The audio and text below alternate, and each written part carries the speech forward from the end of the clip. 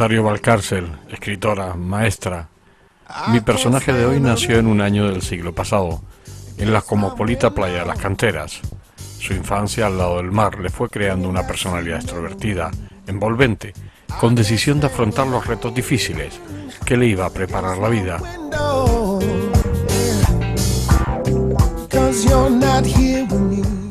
Durante 60 minutos vamos a tener la posibilidad de entrar en su mundo interior, plagado de vivencias, de rompimientos con estereotipos promulgados desde la misma sociedad.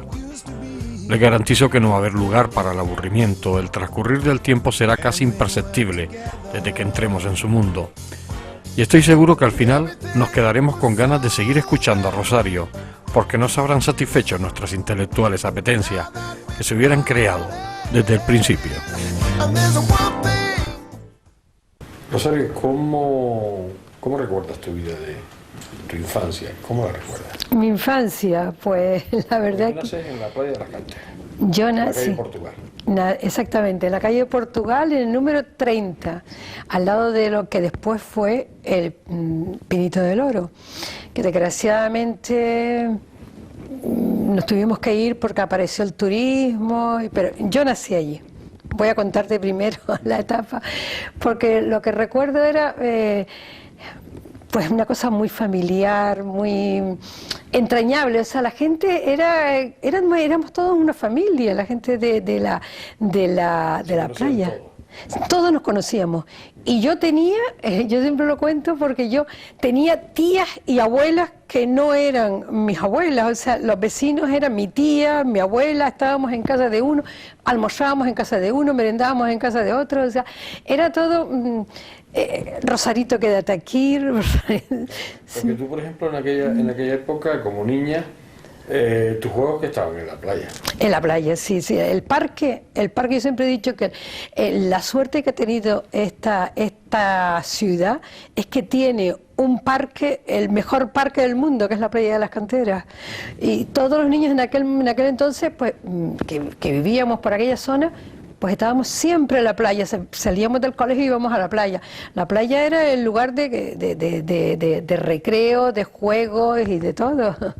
Sí. ¿A qué se jugaba en aquella época? ¿Tú lo recuerdas? Sí, jugábamos al teje, jugábamos a la soga, sobre todo aquello, cantábamos. Las niñas de antes teníamos hasta los cancioneros, siempre estábamos cantando, aprendiéndonos las canciones, aquello del pasar la barca, o las películas de Marisol, las canciones de Marisol. ¿Se las aprendían? Todas, nos las sabíamos todas. Marisol y Joselito, ¿no? Joselito, hombre, campanera, campanera. Eso era sí. El sumo, el ver una película de aquellas, ¿no? Era una maravilla. Yo me acuerdo de la película aquella de Marisol, aquella canción del caballito. Un rayo de luz se llamaba la película, la primera película creo que de Marisol. Sí, Corre Caballito. sí, además eran todas películas, como yo siempre decía, películas tristes, películas. Mi madre siempre decía cuando regresaba, lloraste mucho, porque... Era tremendo, porque todo era de pena. Me imagino que el cine que tenías al lado era la Astoria, ¿no? El cine Astoria, que hacíamos unas colas, no como ahora. Había unas colas tremendas, daba la vuelta a la esquina, íbamos muy temprano. Y me acuerdo de esas películas y de las películas del oeste, ya posteriormente en la adolescencia, pero sobre todo de pequeña, las colas, la ilusión de ir al cine. Cuando ya éramos mayores, pues ya... la ilusión de meternos en la butaca un poquito para atrás, para estar sentaditas en un lugar bueno, con algún amigo, con algún conocido. Casi siempre era el novio, claro, porque tú sabes que tú conocías a un chico y si salías 2 veces con él, ya era tu novio. Y además no solamente era tu novio, sino que posiblemente era con el que ibas a casarte. Sí, que no te daban muchas opciones. No, y además también las niñas no tenían otra ilusión que... Cuando yo era pequeña no había otra ilusión que estudiar y casarte para formar una familia. O sea, yo creo que no había... ¿Cómo recuerdas tú las navidades tuyas de niña? Las navidades eran entrañables. Mi padre se vestía de Papá Noel y tocaba entraba, tocaba la puerta, entraba y era de verdad, nosotros... éramos tan inocentes que nos creíamos todas aquellas historias. Mi madre hacía el árbol de Navidad, que me acuerdo que se traía un árbol de verdad, o sea... En aquel tiempo que se traían de Tamadaba, ¿no? Debe ser, porque sí, yo lo recuerdo que cortaban los árboles de Tamadaba hasta que hubo una prohibición, sí. Y la gente tenía todos los árboles... Era de verdad, la casa olía a pino, eso sí me acuerdo, que la casa olía a las pinas, a campo, y me acuerdo también que lo enyesaban para blanquearlo. Lo llevábamos al patio de mi casa, porque nosotros teníamos una casa bastante grandita, de estas casas terreras de las que estaban en las canteras, y lo metíamos en el patio y allí le poníamos y se enyesaba. Y la ilusión de comprar las bolitas de colores, que eran carísimas en aquel entonces, pero... Como se cayeran, se rompían. Sí, exactamente, se rompían. Se caen y rebotan, ¿no? Se rompían. Bueno, pues mi madre, las comidas, me habla de la Navidad y me llega el olor... Las truchas de batata también. El olor a la comida. Mi madre preparaba el almíbar, hacía sus comidas especiales para que los vecinos... porque le gustaba. Mi madre era una persona que era como muy, ¿qué te digo yo?, generosa, pero disfrutaba viendo comer a las amigas, a los niños. Mi padre contaba cuentos, mi madre le daba de comer. Aquello era divertidísimo, sí, porque a mi padre era como si éramos el cuentista, entre comillas, del barrio, porque a todos los niños que iban por allí les contaba una historia. Y nosotros incluso después queríamos que nos siguiera contando, y él después se olvidaba, no sabía en dónde había quedado el cuento. Entonces nosotros le decíamos que no era así, que tal. Bueno, y mi madre, como casi todas las mujeres en aquella época, era gente que estaba dedicada a eso, a los postres, a las labores, a la cocina, y la ilusión era eso, recibirlas en la cocina. Se recibía en la cocina. El salón estaba reservado con yo me acuerdo que en mi casa el salón tenía unas cortinas de terciopelo que yo creo que no se movían nunca, era un salón oscuro, con unos muebles de caoba. Para alguna visita muy especial. Exactamente, por una visita muy especial, pero las niñas no entrábamos allí. Si yo entraba allí, mi madre me daba una paliza. O sea, entraba así los sábados a limpiar el polvo. Que no te permitía, ¿no? Pero durante la semana, ¿no? Durante la semana la vida, incluso la vida del barrio, de la gente que entraba y salía en nuestra casa, iba directamente a la cocina. Y volviendo a la Navidad era... los sacrificios que seguramente mis padres hacían para que tuviéramos aquellos juguetes. Recuerdo... El Día de Reyes era especial. El Día de Reyes era especial. Y para mí después significó mucho más. Y te voy a decir por qué. Porque mi hermano, el único varón que tengo una hermana y un hermano, y mi hermano nació el Día de Reyes. Sí, entonces era un día de viento, nunca se me olvida. Y a mí me habían puesto una patineta de regalo. Y yo había pedido, me acuerdo que siempre, yo lo he contado, yo había pedido caldero, muñecas, todas estas cosas que pide una niña, que yo tenía 8 años, y todavía en aquel entonces las niñas de 8 años pedían esas cosas, pedían muñecos, calderitos y esas historias. Y bueno, y mi padre cuando me levantó para que viéramos lo que los reyes nos habían traído, lo que me enseñó fue a mi hermano. Y yo dije, ¿qué habré hecho yo? Además, mi hermano era feísimo cuando nació. Ahora que te lo digo, ahora que no me va a oír. Era de verdad, era muy moreno, con mucho pelo. Y yo dije, una vecina anteriormente, o sea, hacía como un mes, había tenido un niño y era tan bonito, me acuerdo que se llamaba Andresín, con ojos azules, blanquitos, y mi hermano era moreno, negro. Y yo dije, Dios mío, qué regalo nos ha traído. Y yo toda preocupada, digo, ¿y dónde estarán mis juguetes? Por fin me enseñó los juguetes, y bueno, y corriendo por la casa, con mi patineta. Se convirtió en un día muy hermoso. ¿Tu llegada al colegio cómo fue? Pues también yo estudié en el Viera y Clavijo, en el famoso Viera que estaba en las canteras. ¿Te acuerdas? Sí, había uno en las canteras. Y bueno, en las canteras, ahora mismo que tenemos unos días así, que parece que dice que son los días más fríos de 40 años, pues yo recuerdo que había unos días frísimos. Yo iba con botas de agua, no con estas botas, con las famosas botas de agua. Meter uno de los pies en los charcos. Que además aquello era también divertidísimo porque metía los pies en los charcos y mi madre me tenía prohibido terminantemente que me mojara. Pues yo llegaba a mi casa empapada, porque cuando recorríamos desde el Viera y Clavijo hasta la calle Portugal, pues el mar batía, el mar entraba en la avenida. Y nosotros, claro, lo que nos gustaba era ir pisando toda la avenida porque íbamos caminando. La verdad que el Colegio Albiera lo recuerdo muy bien, que tiene un jardín precioso, la señorita Alberta, la señorita Ángeles, Angelina. Sí, la verdad es que... Además, eso de entrar en un colegio laico sí. te influyó, ¿no? Que sí. Porque lo habitual en aquella época era que muchos iban a colegios pues bueno, por monjas, llevados por monjas o por curas. Sí. Pero en tu caso tú fuiste a un Viera sí. que era como sí. muy... Sí, era una cosa diferente. Época, ¿no? Era una cosa diferente y yo creo que mis padres lo hicieron muy bien, lo hicieron muy bien. Sin embargo, te puedo decir que yo siempre estuve desconsolada por dos motivos. Uno, porque todas mis amigas estaban en colegios de monjas y cuando hicieron la comunión, la fotografía era vestida de monja y era como una santa, de verdad. Y yo, cuando hice la comunión, iba con un traje corto, con un velito, porque mi madre, te cuento, mi abuela, que vivía en La Palma, pues mi abuela era palmera, mi padre era tinerfeño, por casualidad, porque nació en Granadilla de Abona, porque mi abuela se trasladó, que era maestra también, aparte de telegrafista, se trasladó a Granadilla como maestra, y allí nació mi padre. Bueno, pues mi abuela, más tarde, regresó a La Palma, nosotros siempre íbamos a La Palma, que yo les digo que es mi isla adoptiva, la quiero muchísima. Ahora, gracias a Luis León Barreto y mi maridito, mi nuevo maridito, pues vamos mucho para La Palma. Del Palmero, por eso vamos. Él llevaba años que no iba para La Palma y yo, lo primero que me entusiasmó de él era que era palmero, porque yo de verdad que me encanta La Palma. Bueno, volviendo a lo del traje de comunión, porque yo ahí vengo, te digo que estaba muy desconsolada porque mis amigas iban vestidas de monjas, como santas, y yo con aquello. ¿Por qué? Porque yo le pedí a mi abuela el dinero para comprarme vestido ¿no? El vestido de la comunión, el vestido de la comunión.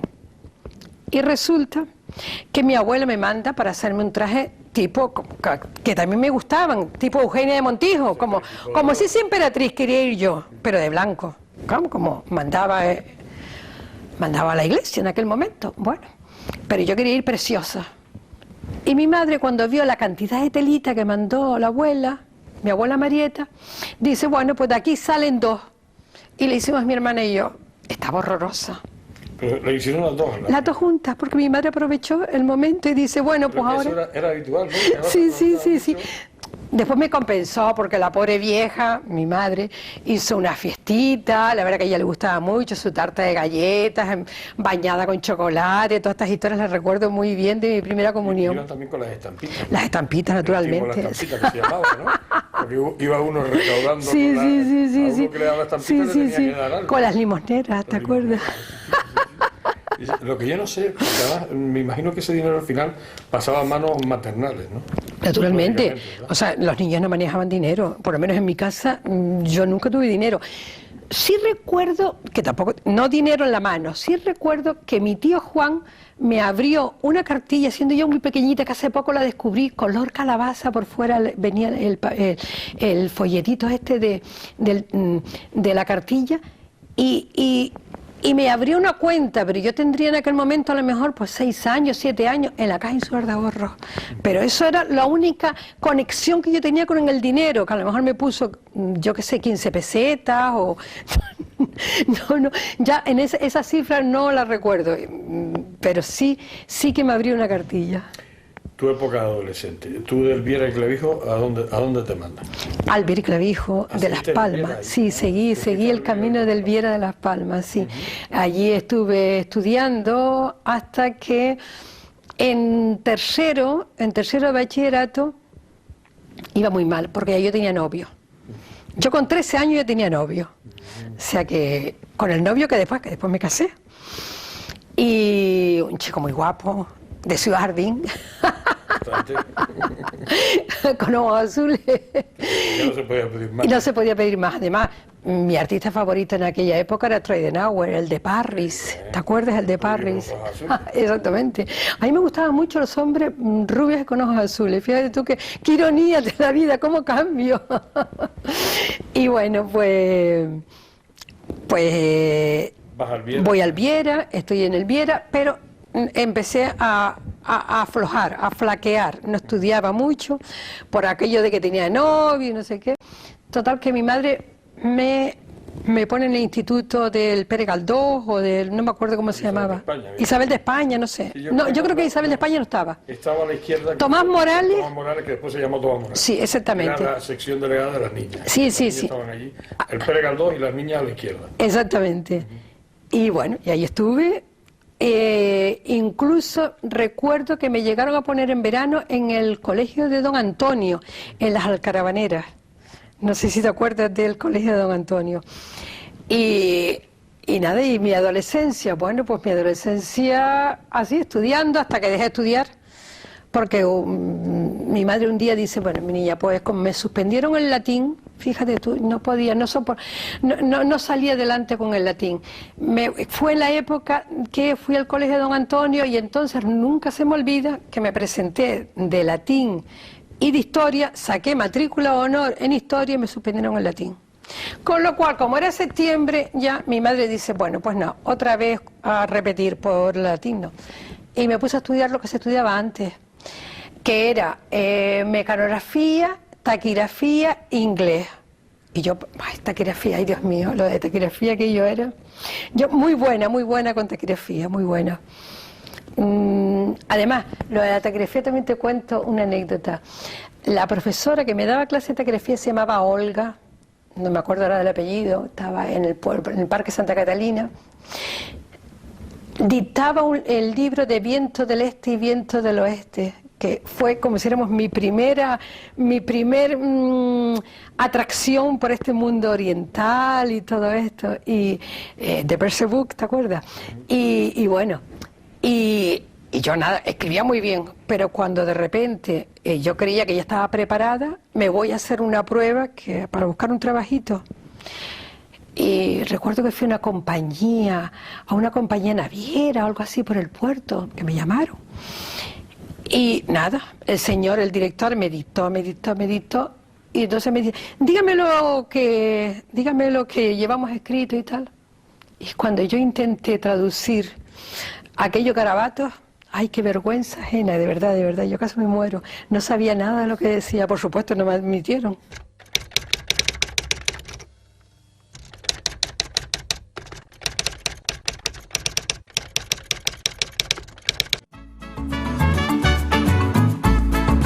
El ahorrador de electricidad Estaminal es el único aparato en el mercado que reduce el consumo de electricidad tras haberse instalado en miles de hogares en Canarias. No deje que su factura de electricidad afecte su economía familiar. El ahorrador Estaminal le garantiza una reducción de un 10 hasta un 35% de su recibo de luz. Estaminal no necesita ninguna instalación especial, es autoinstalable y no consume electricidad. Diga basta al excesivo consumo de electricidad y llámenos al 928-481-249. Reduzca hasta un 35% de su factura de electricidad. Estaminal, su seguro de ahorro.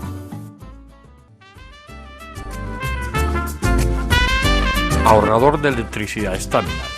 Tras muchos años de implantación en Canarias, les ofrecemos la posibilidad de ahorrar de un 10 hasta un 35% del consumo de su factura de electricidad. Tenemos un ahorrador que se adapta a sus necesidades, sea cual sea su tipo de negocio o industria. Muchos ahorradores puede encontrar en el mercado, pero solo Estaminal ha demostrado su eficacia. No deje que los gastos abusivos de electricidad afecten su economía de negocio. Pídanos presupuesto sin compromiso al 928-481-249. Ahorrador de energía Estaminal, la solución a sus problemas de exceso de consumo. Ahorre de un 10 hasta un 35% de su factura de electricidad.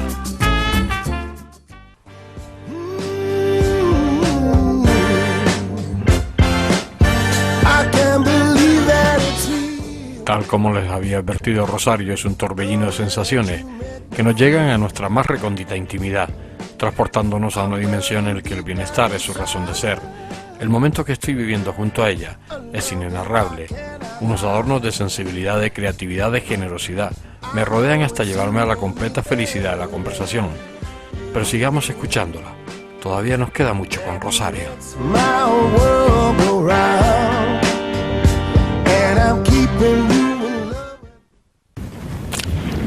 Hablamos de de tu adolescencia, de, bueno, poca adolescencia, tu juventud, pocos bailes, o sí hubo mucho baile. Porque la diversión de la gente joven en aquella época, que eran los bailes. Sí, los bailes, sí. Yo, de todas maneras, sí fui a los bailes, sí fui a algunos. Con mi novio, por supuesto. ¿O ya tenías tu novio? Sí, ya tenía mi novio, sí. Yo ya, desde los 13 años, como ya te conté, ya tenía novio. ¿Y eso estaba oficializado? Con respecto a tu madre, ¿ya se había oficializado? Sí, total, o sea... ¿Te fue a hablar con tu madre y todo? Sí, bueno, vamos a ver. Lo de pedir la mano era verdad. Era verdad, a mí me pidieron la mano, o sea, sí, se hizo, ya te lo contaré. Primero te voy a contar que a los 13 años tenía novio, pero había como un periodo de que lo del novio no sonaba todavía, ni mi madre lo sabía, ni nada, era un amigo. Pero llegaba, yo lo conocía en la playa de las Canteras, por la Peñada Vieja, que era por donde vivía, y él llegaba hasta la calle Kant, pero no llegaba a la Portugal, porque no se podía acercar porque estaba prohibido. O sea, y tampoco me podía dar la mano. Para darme la mano tardaba un año. Yo me acuerdo que yo pensaba al principio que mi novio era como una persona de mucha cultura, de mucha preparación, de mucho conocimiento, porque siempre me llevaba a la Casa de Colón, al Museo Canario, a todos esos sitios. Pero después descubrí que no era porque le gustara esas cosas, sino para poderme dar un chuchón, para darme una del otro lado de Las Palmas. No, y porque era el único sitio donde podíamos entrar y estábamos solos. En esos sitios, en aquel entonces no había nadie. No iba nadie a ver. No iba nadie. Yo recuerdo verme sola y nosotros teníamos cuidado, no sea que el bedel nos viera, el portero nos viera. Y entonces en ese momento nos dábamos un beso. Pero era una cosa divertidísima, o sea, era una cosa... Ya después, ya sí, como a los 6 meses ya empezamos a darnos la mano oficialmente, ya podíamos. Y así pues, fue pasando el tiempo. Y enseguida, como te conté, que me puse a estudiar taquigrafía, mecanografía, ya enseguida me puse a trabajar. A los 16 años estaba trabajando. ¿En una oficina? En una oficina, sí, en una oficina, me acuerdo que se llamaba... La primera oficina que fui fue a una cosa que daban créditos para comprar coches. Intercresa, a veces que se llamaba, estaba en Triana. Y después me fui de ahí y me fui a Bostich, que era, vendían grapadoras para techar los plásticos de los invernaderos, vendían grapas. Y ahí estuve hasta que me casé a los 18 años. Bueno, pues en esa etapa mi novio me iba a buscar, por supuesto, cuando yo salía, él me iba a buscar al colegio, después me iba a buscar a la oficina, siempre estaba muy pendiente. Y recuerdo que iba a la Loa, por eso me hablabas de baile, íbamos a la Loa, en discoteca. La Loa era un sitio de lo más romántico y de lo más sexy que había. Bueno, romántico fue después la bella época, pero en la Loa yo recuerdo porque era como medio oscurito, con unas velitas, con los camareros iban vestidos como si estuviéramos en Tahití. Sí, claro, sí. Y así todo. Y bueno, ponían aquello de Adamo, y tus manos en mi cintura, y aquellas canciones, y aquellos abrazos, ay Dios mío, aquello era morirse, aquello era... De verdad que yo, entre el cine, yo siempre digo que el erotismo a mí me lo enseñó la discoteca y el cine, pero sobre todo el cine, porque también íbamos mucho al cine, y el cine, ¿te acuerdas de aquellos besos? ¿Cómo abrazaba a Charlton Heston? Los abrazos de Charlton Heston, yo, es que a mí nadie me abrazaba como él, como él abrazaba. Y bueno... Y bueno, transcurriendo esa juventud. Sí. Te casas a los 18 años. A 18 años. Pasas a ser una persona adulta, sí. 18 años, ya una mujer hecha y derecha. Y ahí, ¿cómo empieza esa vida? Porque una de las cosas importantes es que te obligan a sacar tu carrera, ¿no? Sí, porque tú habías hecho yo me había quedado ahí. Para poder trabajar. Exactamente, para trabajar, y la verdad que bueno, venía muy bien, porque aunque mis padres nunca me exigieron que diera dinero a la casa, tú sabes que en aquel entonces había que ayudar. Mi madre me dijo: usted se compra sus cosas y usted se mantiene. Entonces yo, pues nada, empecé a hacer mi ajuar. Sí, antes había... incluso mi madre me compró un baúl y yo metí allí paños de cocina. Todo lo que se iba a llevar uno para cuando se casara. Sí, ella, la pobrecita, me mandaba a bordar mi sábana con mis iniciales. Yo insistía que le pusiera también la inicial de Alfonso, y mi madre decía, bueno, pues sí, vamos a poner inicial. Aquello era precioso, de verdad, unos tiempos muy lindos, muy lindos. Bueno, me casé. ¿Y por dónde digo? Digamos que te obligan a estudiar. Me obliga, sí. Porque al casarme me dijo mi marido, dice, mira, en aquel entonces, mi marido en aquel entonces me dice, él tenía un colegio, el colegio estaba en Pedro Infinito, se llamaba el Colegio Amador. Y entonces necesitaban una directora pedagógica. Y dijeron, bueno, pues venga, tú ponte a estudiar. Y entonces me tuve que poner a probar el latín que no lo había probado. Se me había quedado el latín atravesado. El latín de cuarto. Después hice la reválida de cuarto. Tuve que hacer el bachillerato superior porque ya había cambiado el plan de estudio. Y para ir a magisterio había que ir con bachiller superior. Para poder hacer... Lo que no te exigían era el COU. Sí, después cambió. O el PREU. Entonces hice el quinto, el sexto y la reválida. Y me metí en el magisterio. Sí, ya embarazada de mi primer hijo. Porque yo me acuerdo que hice el primer año y estuve embarazada de mi hija Gema y el segundo de mi hijo Alfonso. Y me acuerdo que cuando me vio Lutivina, no sé si ustedes se acuerdan, una profesora que daba, me parece que era psicología o pedagogía, y ella era ya muy pirata, así caminaba así y me vio por el pasillo y me dice, ¿y cómo fue eso, que te quedaste embarazada? Y yo todavía un poco inocente y no sabía ni qué decirle, no sé, me sentía hasta culpable. Sí, era una época como muy inocente, a pesar de que ya estaba uno casada, tenía hijos, pero había un rubor, una inocencia, eran unos tiempos muy bonitos.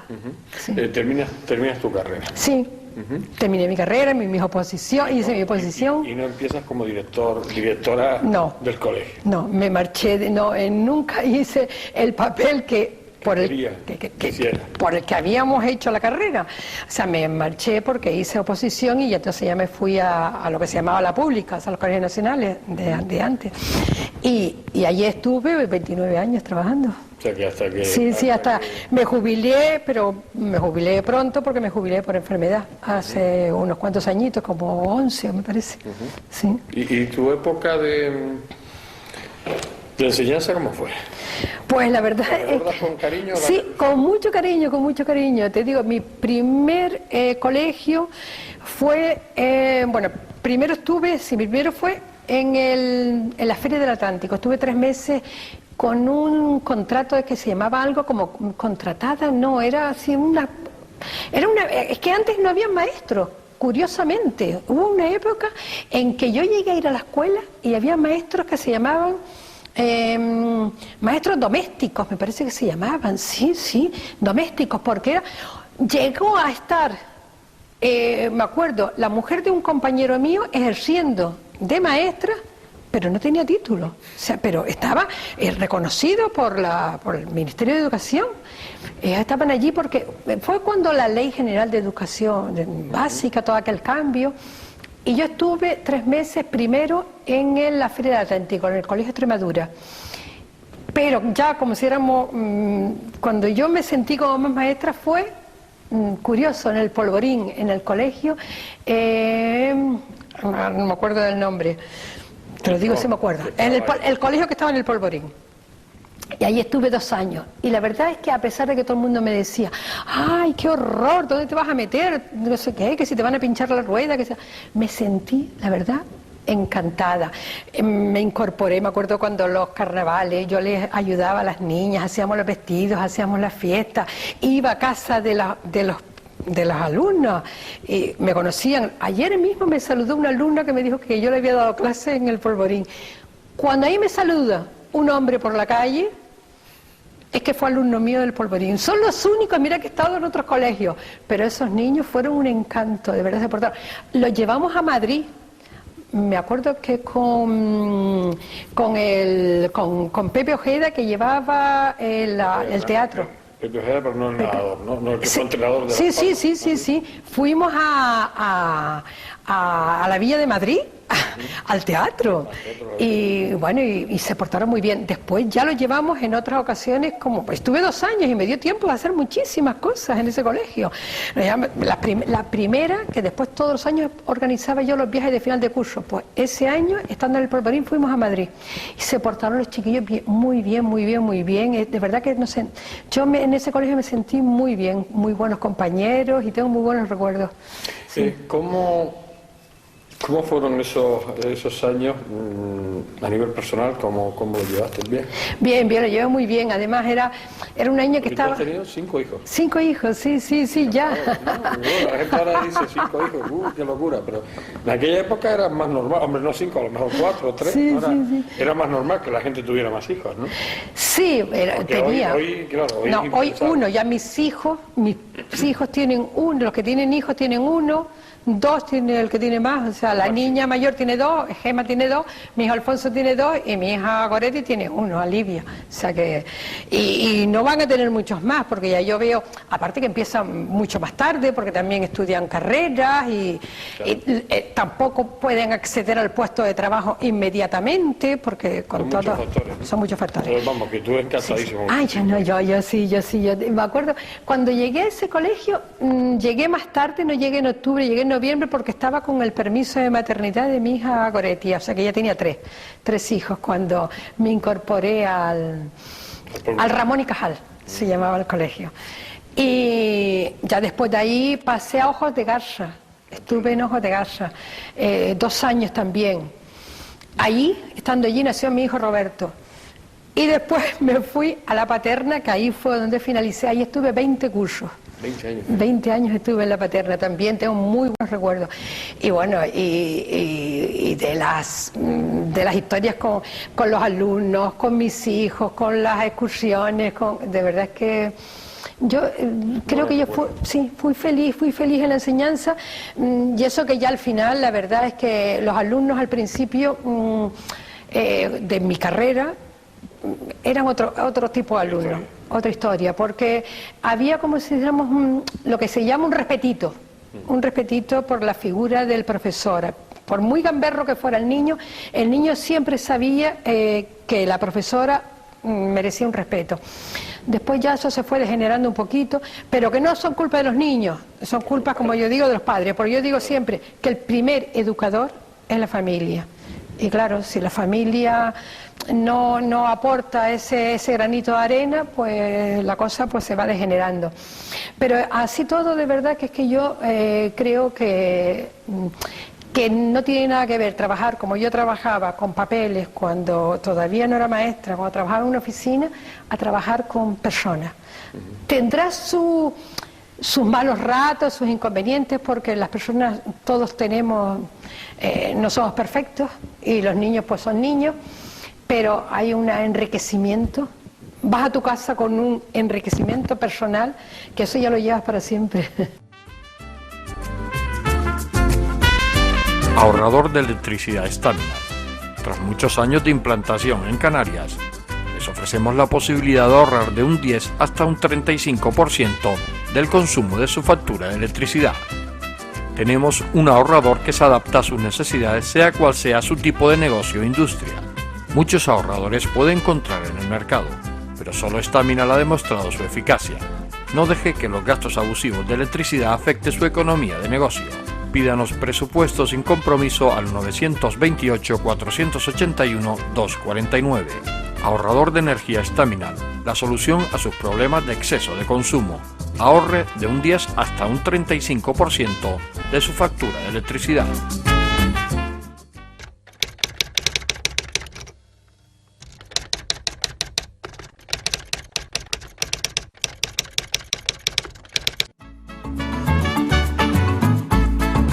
El ahorrador de electricidad Staminar es el único aparato en el mercado que reduce el consumo de electricidad tras haberse instalado en miles de hogares en Canarias. No deje que su factura de electricidad afecte su economía familiar. El ahorrador Staminar le garantiza una reducción de un 10 hasta un 35% de su recibo de luz. Staminar no necesita ninguna instalación especial, es autoinstalable y no consume electricidad. Diga basta al excesivo consumo de electricidad y llámenos al 928 481 249. reduzca hasta un 35% de su factura de electricidad. Estaminal, su seguro de ahorro.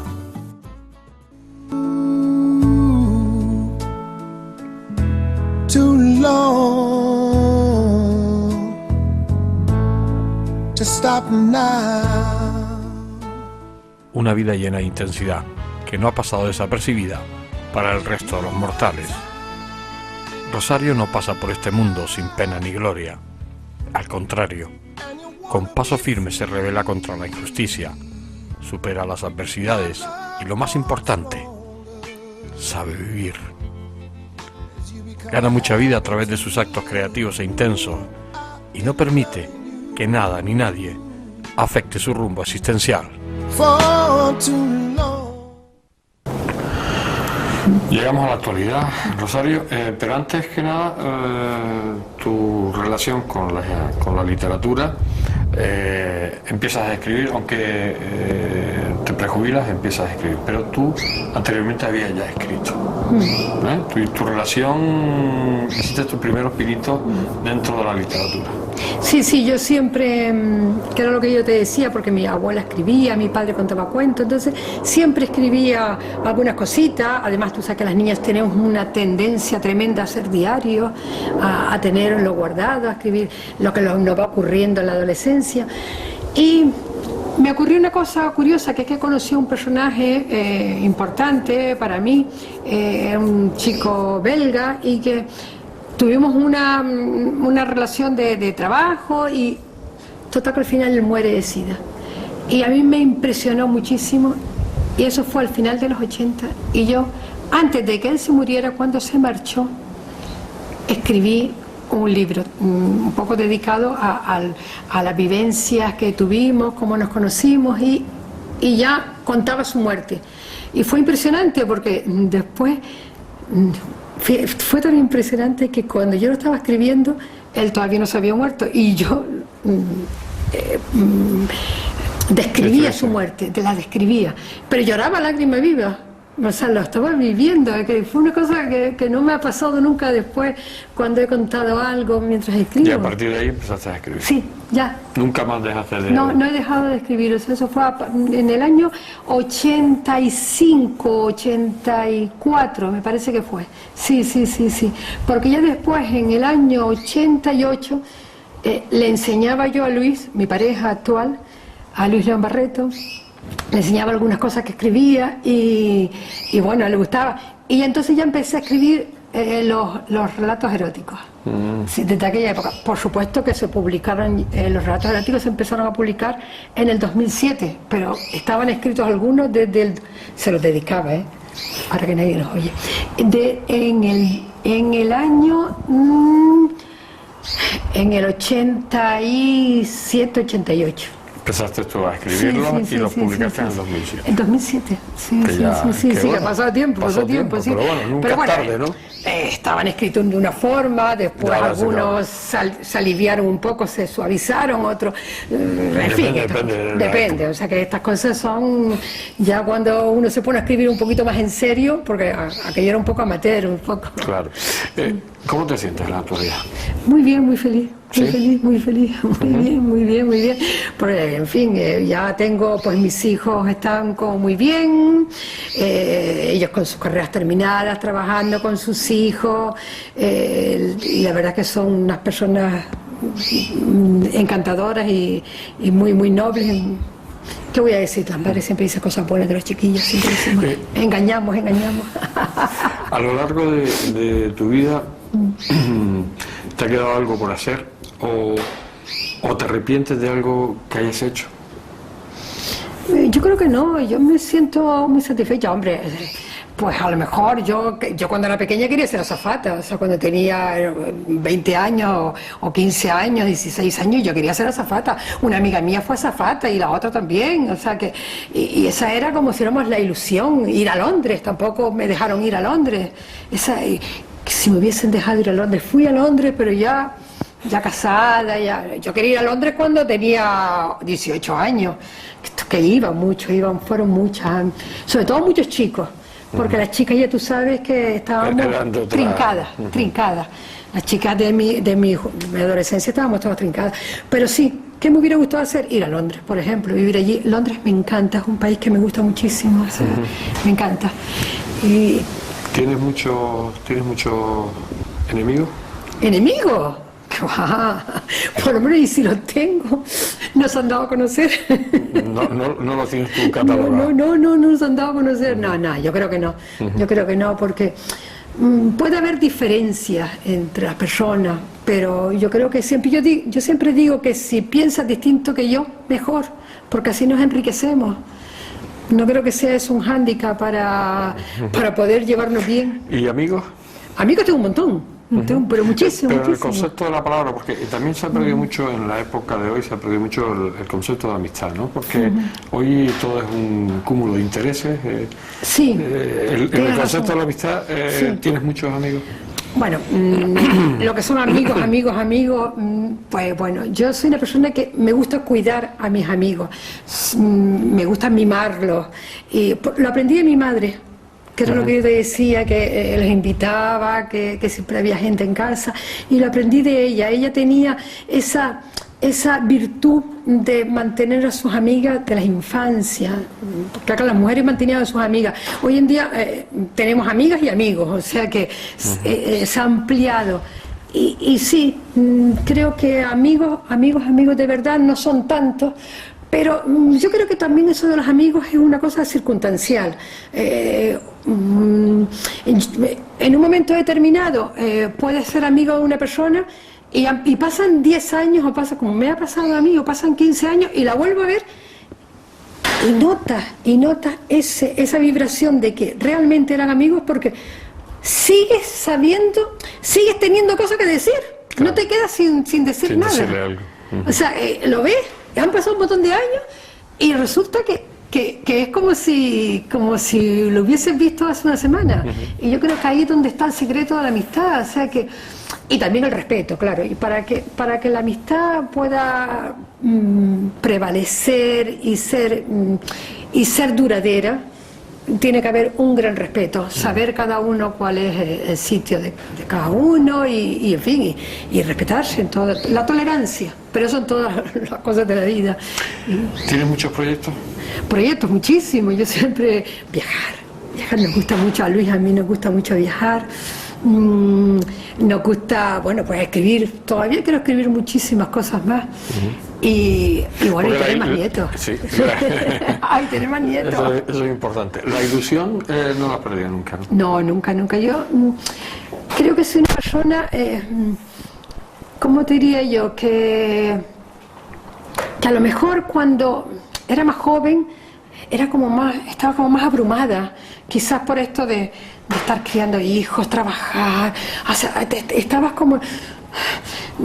había que educar a los chicos, llevarlos. Además teníamos la manía de que los niños estudiaran piano, hicieran taekwondo, hicieran, yo qué sé, todas las actividades habidas y por haber. Al mismo tiempo querías salir, querías ir al Corte Inglés, querías comprar, o sea, vivías sin vivir en ti. Pero yo ahora estoy en una etapa en que salgo mucho, estoy muchísimo en casa, escribo, leo muchísimo. Además, eso es un proyecto. Me queda por leer muchísimas cosas. Entonces, te cunde el tiempo. Sí, es que me cunde el tiempo, porque yo siempre estoy leyendo, siempre. Y escribiendo, por supuesto, porque pienso que para escribir hay que leer mucho. Porque, claro, siempre tienes que aprender. Y estamos aprendiendo siempre, aunque creamos que lo sabemos todo, hay muchas cosas todavía que hacer. ¿Qué piensas de la política? La política, yo no entiendo mucho de la política, pero sinceramente yo se lo digo a Luis se ríe siempre cuando se lo digo, son unas encantadoras de serpientes. Esa es mi opinión, porque yo oigo al señor Zapatero, que además nadie cree en él, pero sobre todo antes, cuando todavía creíamos en él. Y yo decía, ay, pues mira, pues sí, pues tiene razón. Pero después yo oía a Rajoy y decía, ah, pues sí, pues tiene razón. Digo, pues es que me engañan, que son unos encantadores de serpientes. Todos tienen razón, ¿no? Sí, es que son unos encantadores de serpientes. O sea, que tienes que tener la mente muy lúcida y ser muy reflexiva para darte cuenta de lo que te están diciendo. Y decir, ojo, ojo. Vamos llegando al final. ¿Cómo te gustaría que fuera recordada? Pues la verdad que me gustaría que me recordaran como una buena persona, por decir algo. Ay, me parece, me ruboriza un poco, porque a veces es un poco fuerte. Pero es cierto, yo quiero que me recuerden como una buena persona y como alguien que nació en la playa de las Canteras y que amó a la playa de las Canteras. Me emociono porque es que me gusta mucho ese recuerdo. O sea, yo quiero, para mí el mar, el cine, lo que te decía antes, el amor, la adolescencia, todas estas cosas, incluso el sexo, por eso escribo tanto, son temas que me llegan mucho, me llegan muy hondo. Y me gustaría que me recordaran como alguien que pasó volando por la Pellena Vieja, que estaba por ahí, que no me olviden.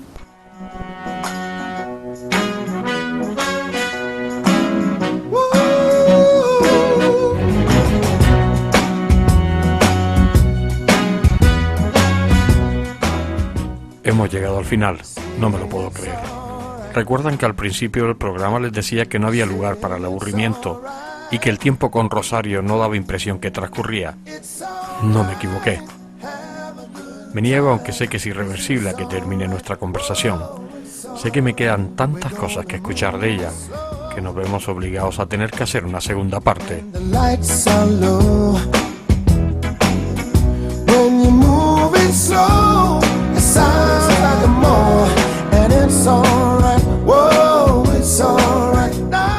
Su faceta de escritora en los últimos tiempos ha llenado sus pasajes interiores con ungüentos relajadores que la protegen de alergias externas que produce nuestra sociedad en su rural habitual.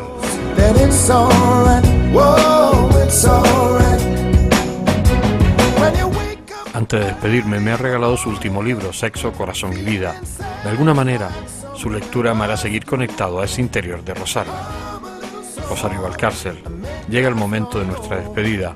Será difícil olvidarte. Tu sencillez mal interpretada por la gente, tu bondad hacia los demás y, lo más importante, tu creatividad te hacen única. No te dejes vencer por las hordas sociales de este mundo.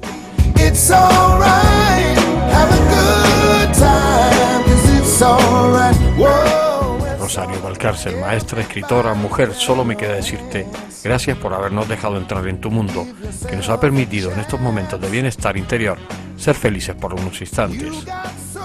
Hasta siempre, amiga mía. That it's alright, whoa, it's alright, yeah.